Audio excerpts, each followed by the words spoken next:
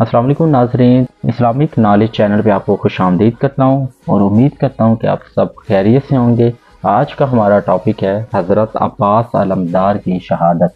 Video देखने से पहले अगर आपने मेरा चैनल सब्सक्राइब नहीं किया तो काइंडली बेल आइकॉन पर प्रेस करके आप मेरा चैनल सब्सक्राइब कर लें ताकि आने वाली वीडियो से आप अपडेट रहें। तो आइए चलते हैं आज के टॉपिक की तरफ। जैसे ही सैयदा ज़ैनब के दोनों बच्चों ने शहादत हासिल की तो उनकी तदफीन के बाद हज़रत इमाम हुसैन और हज़रत अब्बास अलमदार वापस खेमे में तशरीफ़ लाए तो प्यास से बच्चों का बुरा हाल था। नबूवत का गिराना तड़प रहा था। एक दर्दनाक मंजर और पुरसोस समा था। हशर की गर्मी गुनाहगारों को कोसर के जाम पिलाने वाले सैयद अपने नाने का कलमा पढ़ने वाली उम्मत के हाथों पानी की एक एक बूंद को तरस रहे थे। क़यामत के दिन जन्नत की नहर तस्नीम से आसियों की प्यास बुझाने वाले आले रसूल आज करबला के मैदान में नहर फरात के किनारे प्यास से तड़प रही है। बीबी सकीना हज़रत अब्बास के कदमों में गिर पड़ी। हज़रत अब्बास ने फरमाया, बेटी सकीना, अर्ज़ की चचा जान, मैंने सुना है कि हम हौज़े कौसर के मालिक हैं, मगर ये क्या जुल्म है कि आज हमारे लिए नहर फरात का पानी भी बंद है। और चचा जान, क्या हम इसी तरह प्यास से एड़ियाँ रगड़ रगड़ कर मर जाएंगे? मैं अब ज़्यादा देर तक तशनगी बर्दाश्त नहीं कर सकती। ज़रा देखो तो सही मेरे हलक को किस तरह खुश्क हो चुका है। खुदा के लिए कहीं से 2 घूंट पानी ला दो। सैयदा ज़ैनब ने बच्ची को गोद में लिया, प्यार किया और फरमाया, बेटी रोना बंद करो और सब्र से इम्तिहान दो। जनाब अब्बास अलमदार ने बीबी सकीना के सर पर हाथ फेरा और फरमाया, बेटी घबराओ नहीं, मैं अभी पानी लाता हूँ। हज़रत अब्बास अलमदार उठे, तलवार हाथ में पकड़ी, सर पर खूद पहना, मशकीज़ा कंधों पर रखा और घोड़े की ज़ीन पर सवार होने ही वाले थे कि हज़रत इमाम हुसैन ने राह रोक ली और फरमाया, भाई अब्बास कहाँ जा रहे हो? अर्ज़ किया, आका अब बच्चों की हालत देखी नहीं जाती और सकीना की बेकरारी बर्दाश्त नहीं हो सकती। नहर फरात पर पानी लेने जाता हूँ।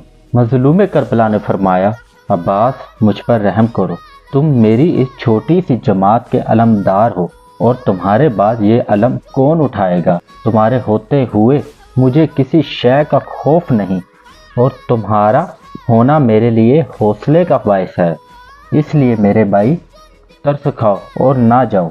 दुश्मन ने नहर फरात पर पहरा लगा दिया है और अब वहाँ मौत के सिवा कुछ नहीं। जनाब अब्बास अलमदार ने नवासा रसूल के कदम चूमे और कहा, या हुसैन, मैं अभी जाता हूँ। मैं भी जानता हूँ कि इस मैदान में हमारे लिए मौत के सिवा कुछ नहीं, मगर वो मौत जो अल्लाह की राह में आए वो मौत नहीं, ज़िंदगी है। फना नहीं, बका है और मिटना नहीं, ज़िंदा होना है। ऐसी मौत पर हज़ारों ज़िंदगियाँ कुर्बान, और आप फिक्र न करें, जब तक अब्बास अलमदार के जिस्म में जान है, हक़ व सदाकत के इस अलम को गिरने नहीं दूंगा। मेरे मरने के बाद भी इस्लाम का ये अलम क़यामत तक बुलंद ही रहेगा। वो देखो, शेर खुदा इशारा कर रहे हैं कि बेटा अब्बास, आज अगर तुमने जान बचा ली तो कल क़यामत के दिन मेरे करीब ना आना। इमाम मज़लूम की आंखें अश्कबार हो गईं और फरमाया, अच्छा अब्बास, जाओ और पहले दुश्मनों से पानी तलब करना, शायद किसी औलाद वाले के दिल में रहम आ जाए तो थोड़ा सा पानी दे दे और बच्चों की जान बच जाए।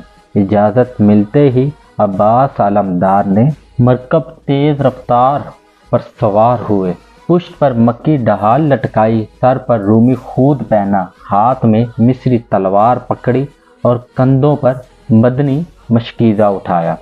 घोड़े को एड़ी लगाई और एक आन में लश्कर आदात के सामने आ गए। खैरा होती हैं, नेज़ी की जुम्बश से दुश्मनों के दिल कांप रहे हैं और शमशीर हैदरी की आबो ताब से लश्कर यजीद के सीने धड़क रहे थे।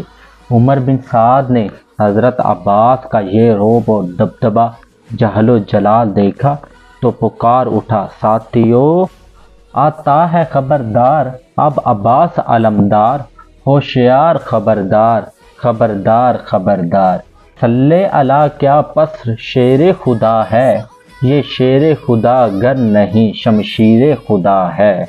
ہاشمی شہزادے نے یزیدی لشکر کے سامنے کھڑے ہو کر فرمایا، اے باطل پرستو، تم جس نبی کا کلمہ پڑھتے ہو اسی نبی کی اولاد سے برسر پیکار ہو، اور تم جس رسول کی شفاعت کے امیدوار ہو اسی رسول کے نواسوں کے خون کے پیاسے ہو، اور جس گھرانے سے تم حوض کوثر کے جام پینے کی تمنا رکھتے ہو اسی گھرانے پر پانی بند کر کے ان کے بچوں کو تڑپا رہے ہو، اور جس آل محمد پر تم نماز میں درود پڑھ کر اپنی نمازوں کو قبول کرواتے ہو اسی آل محمد کو وضو کے لیے بھی پانی نہیں دیتے۔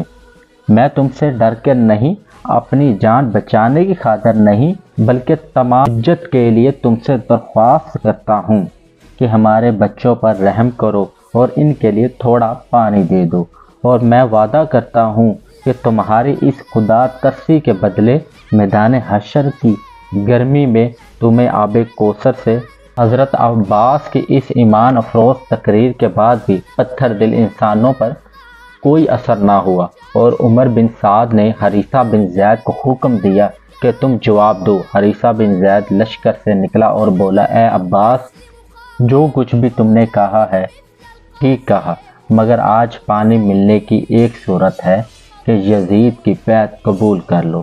حریثہ بن زید کی اس بے حیائی سے ہاشمی خون جوش میں آ گیا اور فرمایا، اے مالون، اگر ہم نے یزید جیسے فاسق و فاجر اور دین کے باغی کی بیعت کرنی ہوتی تو ہم نانہ مصطفیٰ کا روزہ چھوڑ کر کوفے کے اس ریگستان میں نہ آتے اور مدینے کی حسین گلیاں چھوڑ کر کربلا میں ڈیرے نہ لگاتے، اور تم نے یہ کیسے سمجھ لیا کہ پانی کے چند قطروں کی لالچ ہاشمی شہزادوں کی گردنیں باطل کے آگے جھک جائیں گی، اور بچوں کی پیاس کو دیکھ کر فاطمہ کی اولاد کے جوانوں کے نیزے سرنگو ہو جائیں گے۔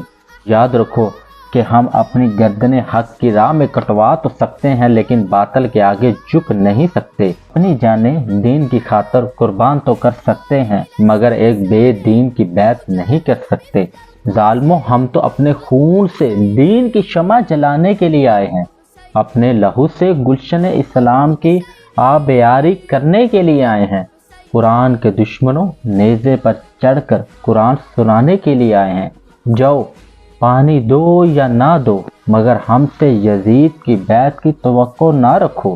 حضرت عباس علمدار کی اس حقیقت افروز تقریر سے لشکر یزید میں ایک سناٹا چھا گیا، کسی نے جواب دینے کی جرت نہ رہی کہ شمر بولا، اے ہمارے سردار، آپ فکر نہ کریں، میں جاتا ہوں اور ابھی عباس کو ساتھ لاتا ہوں، اس لیے کہ عباس میرا بھائی ہے۔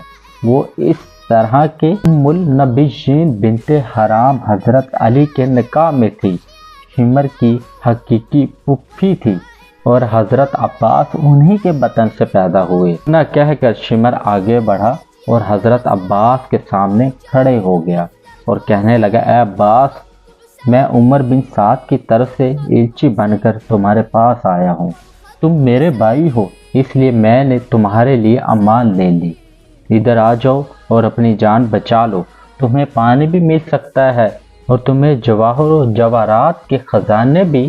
شمر کی اس بےہودگی سے حضرت عباس کی آنکھوں میں خون اتر آیا اور فرمایا، شمر، یہ ٹھیک ہے کہ تم میرے بھائی ہو مگر دین و شریعت اور حق و صداقت کے مقابلے میں ایک بھائی کی کوئی حقیقت نہیں۔ پانی کا لالچ دے کر اور لال اور جواہرات ہوس دلا کر مجھے ضلالت اور گمراہی کی طرف بلانے والے، تو ہماری طرف آ جا، ہم تمہیں دین و ایمان کی دولت سے مالا مال کر دیں گے اور نہر فرات کی بجائے حوض کوثر تیرے سپرد کر دیں گے۔ حضرت مسلم بھی تو ایلچی بن کر کوفہ گئے تھے مگر تم نے ان کے ساتھ اور ان کے بچوں کے ساتھ جو ظلم کیا، قیامت تک کہ مسلمان تم پر لعنت برساتے رہیں گے، اور اگر اسلام میں کسی ایلچی کو قتل کرنا جائز ہوتا تو آج تمہاری لاش اسی خاک پر تڑپتی ہوتی، اور کہا ہمارے پاس دنیا ہے، ہمارے پاس عقبہ ہے، ہمارے ساتھ بندے ہیں، ہمارے ساتھ مولا ہے، تمہارے سر پہ شیطان ہے، ہمارے سر پر رحمان ہے، تمہارے گھر میں دولت، ہمارے گھر میں ایمان ہے۔ اتنا کہہ کر حضرت عباس نے اپنے نیزے کو ذرا سی جنبش دی تو شمر کتے کی طرح بھاگ گیا۔ اس تمام حجت کے بعد حضرت عباس علمدار اپنے مرکب تیز رفتار کو اشارہ کیا، چاروں قدم اٹھا اور ہوا میں ہو گیا۔ حضرت عباس دشمن کی صفوں کو چیرتے ہوئے اور ہر طرف قتل عام کرتے ہوئے نہر فرات کے کنارے پہنچ گئے۔ پیاس سے نڈال ہو چکے تھے، پانی کا چلو بھرا، پینے لگے تو سکینہ کی پیاس یاد آ گئی۔ پانی پھینک دیا کہ بچے تو پیاس سے تڑپے اور میں پانی پی لوں۔ گھوڑے کا منہ پانی میں کیا اور حکم دیا پی لو۔ اس نے بھی وفا کی اور اس نے بھی پانی نہ پیا اور زبان حال سے عرض کی حضور اگرچہ خوان ہوں مگر اہل بیت کی صحبت کے اثر سے اتنی پہچان رکھتا ہوں کہ آل مصطفیٰ قابلے میں میری پیاس کی کوئی حقیقت نہیں۔ پھر آپ نے پانی کا مشکیزہ بھرا، کندھوں پر رکھا اور خیمے کی طرف دوڑے۔ پہرہ دار نے حضرت عباس کا راستہ روکا مگر اس اللہ کے شیر کی جدھر رخ کیا دشمنوں کی صفیں الٹ دیں۔ برق رفتار گھوڑے کو لگام دی اور پہلے ہی جز میں خیموں کے قریب پہنچ گئے، مگر عمر بن سعد چلا اٹھا، امیہ کے بہادر، تمہاری بہادری آج کہاں غارت ہو گئی؟ خبردار اگر پانی کا یہ مشکیزہ بنو فاطمہ کے خیمے تک پہنچا تو لڑائی قیامت کے دن تک ختم نہیں ہوگی اور بہت ممکن ہے کہ اولاد فاطمہ کے چند سپاہی دنیا میں ہمارا نام و نشان تک مٹا دے۔ ہمت کرو اور آگے بڑھو، اور تم میں سے کون ہے جو عباس کو قتل کرے اور سونے اور چاندی کے خزانوں سے مالا مال ہو جائے؟ عمر بن سعد کے اس لالچ دینے پر حریث بن زید اندھا ہو گیا اور اس نے گھوڑے کو ایڑی لگائی اور حضرت عباس کا راستہ روک کر تلوار ماری، مگر تلوار اس ہاشمی جوان کی ڈال سے ٹکرا کر دو ٹکڑے ہو گئی۔ حریثہ کا ہاتھ ہاشمی جوان کے ہاتھوں میں تھا۔ آپ نے جھٹکا دیا اور حریثہ گھوڑے سے گرنے ہی والا تھا کہ پیچھے سے ایک ظالم نے بچے کا وار کر دیا۔ ہاشمی شہزادے نے پلٹ کر ایسی تلوار ماری کہ اسی یزیدی کے بھی دو ٹکڑے ہو گئے۔ اب راستہ پھر سے صاف ہو گیا۔ آپ پھر للکارتے ہوئے خیمے کی طرف دوڑے۔ حضرت امام حسین اپنے علاقائی بھائی کا انداز جنگ دیکھ کر خیمے سے باہر کھڑے داد دے رہے تھے۔ سیدہ زینب پردے کے پیچھے کھڑی ہاشمی تلوار کی کاٹ کے نظارے کر رہی تھی اور بچی سکینہ انتظار کر رہی تھی کہ چچا عباس اب بھی پانی لے کر آتے ہیں، اور حضرت عباس دشمنوں کے نرخے سے نکل کر خیمے کو دوڑے تو سکینہ خوشی سے اچھل پڑی، اور وہ دیکھو میرے چچا جان پانی کا مشکیزہ لے آئے۔ مگر بی بی سکینہ کی یہ خوش فہمی فوراً ہی ختم ہو گئی جب ایک شکی نے آگے بڑھ کر عباس علمدار کے تلوار ماری، جس سے آپ کا دایاں بازو کٹ گیا۔ آپ نے مشکیزہ بائیں ہاتھ میں تھاما اور نکلنے کی کوشش کی، مگر ایک اور ظالم نے وار کیا جس سے بائیں بازو بھی قلم ہو گیا۔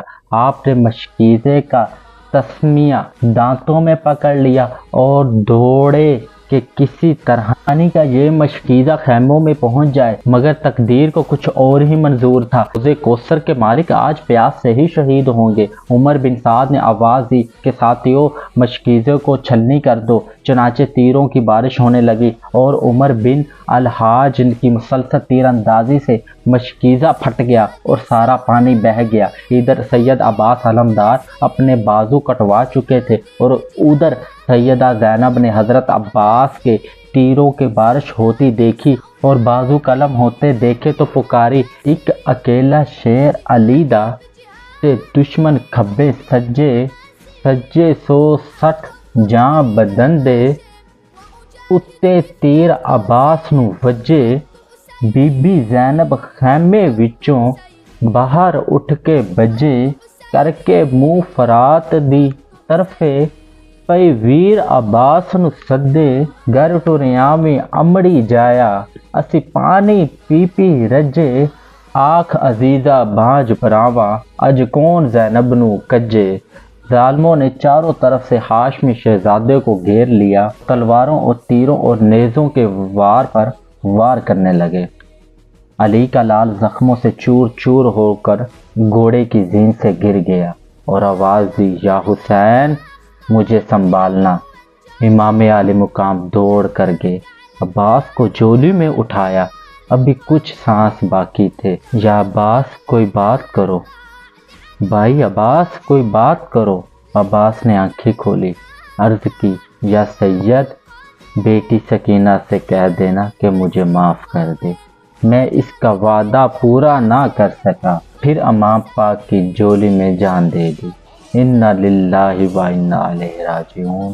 میدان کربلا سے حضرت عباس علمدار کی لاش بھی اپنے کندھے پر اٹھا کر خیموں کی طرف لائے اور بچی سکینہ کے آگے رکھ دی اور فرمایا، بیٹی یہ ہے تمہارا چچا۔